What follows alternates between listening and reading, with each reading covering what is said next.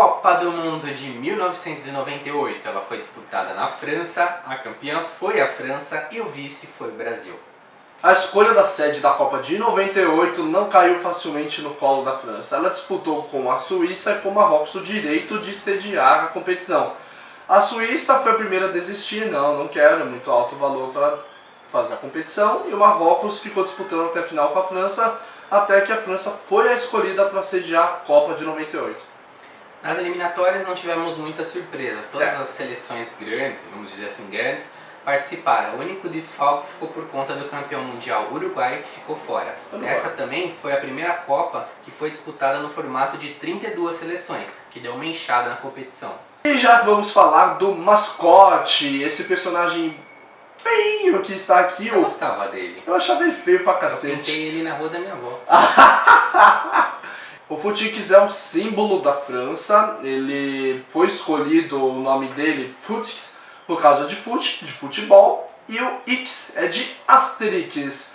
O Asterix e o Obelix são personagens muito famosos, né, na França, as histórias em quadrinhos, então eles quiseram homenagear o galo e o Asterix. E o futebol. E o futebol. É o mais importante aqui.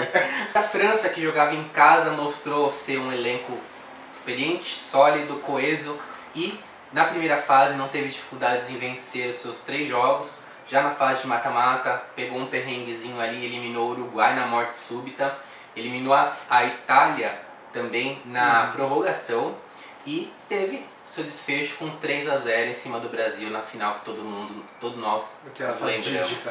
E o artilheiro da Copa do Mundo de 98, poucos vão lembrar por ele não ter muito holofote, não foi o Zidane, pelo incrível que pareça, nem o Ronaldo. O artilheiro da Copa do Mundo de 98 foi Davor Suker, atacante da seleção da Croácia. Ele anotou 6 gols, sendo que a maioria foi a partir das oitavas de final. Gols importantes. Contra a Holanda, a Croácia, no caso, parou na França nas semifinais, mas ele anotou gols em quase todos os jogos. Foi um grande jogador e ajudou a Croácia nessa campanha. E o craque da Copa, como é de praxe, parece que a FIFA ela escolhe antes da final, né? E acaba dando esses micos aí. O Zidane fazendo 2 gols numa final de Copa do Mundo e decidindo o jogo não foi o craque da Copa. Impressionante. Quem foi o craque da Copa foi o Ronaldo Fenômeno. Fez uma Copa, de certa forma, boa, fez 4 gols decisivos também. Mas quando mais esperava dele na final, teve aquele mal súbito, aquela história que ninguém hoje ainda sabe o que aconteceu de fato. Ele jogou muito apagado, aquém do que poderia jogar, e ficou com a bola de ouro da FIFA como o melhor jogador da competição.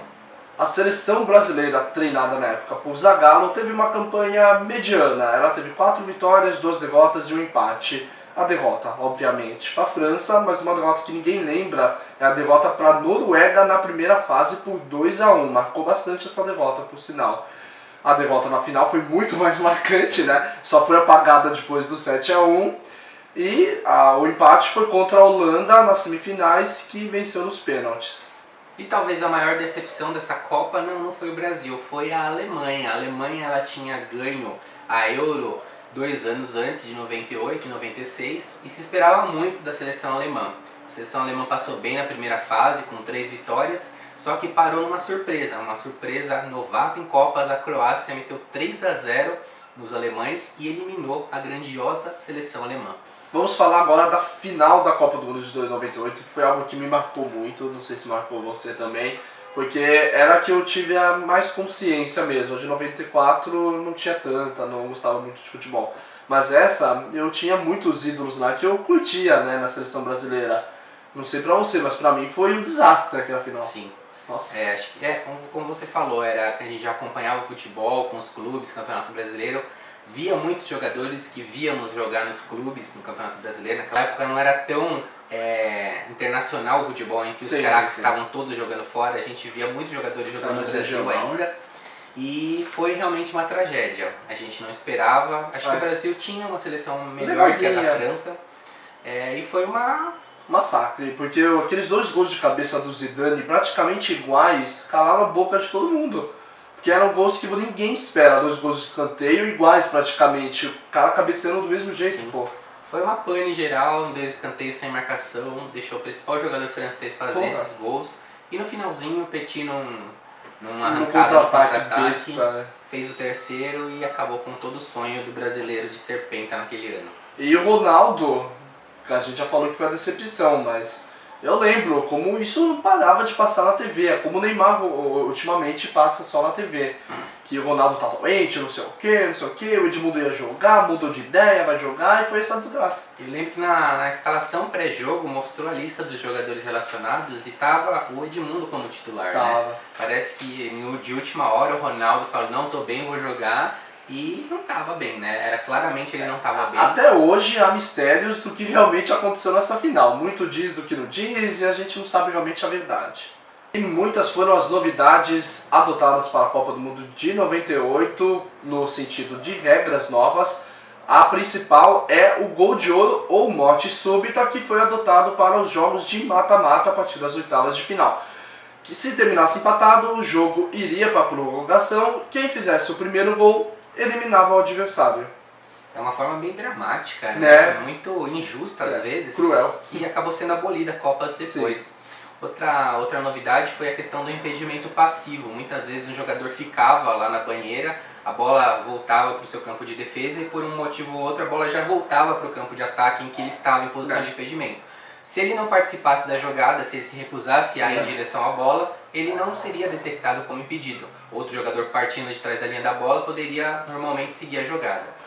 E outra novidade que também foi bastante interessante na época, quanto à disciplina, que um jogador que entrasse com um carrinho violento por trás em outro jogador, ele seria automaticamente expulso. Ele não receberia o amarelo e não era vermelho direto a Deus. Isso, eles tomaram essa medida, para quem não lembra, que o Michel Salgado, jogador do Real Madrid, entrou de forma violenta no Juninho Paulista. Juninho Paulista ficou de fora da Copa do Mundo por causa dessa entrada violenta, rachou a perna do cara e não foi expulso.